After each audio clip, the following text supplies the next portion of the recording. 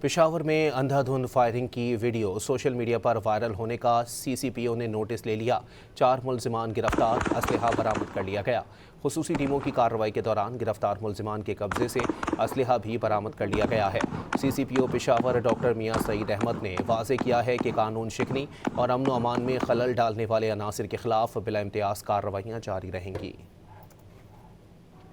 پشاور میں اندھا دھند فائرنگ کی ویڈیو سوشل میڈیا پر وائرل ہونے کا سی سی پی او نے نوٹس لے لیا۔ 4 ملزمان گرفتار، اسلحہ برآمد کر لیا گیا۔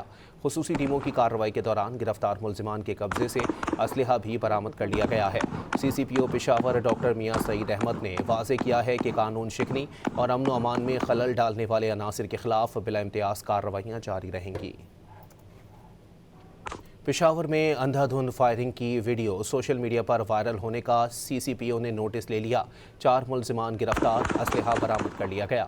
خصوصی ٹیموں کی کارروائی کے دوران گرفتار ملزمان کے قبضے سے اسلحہ بھی برآمد کر لیا گیا ہے۔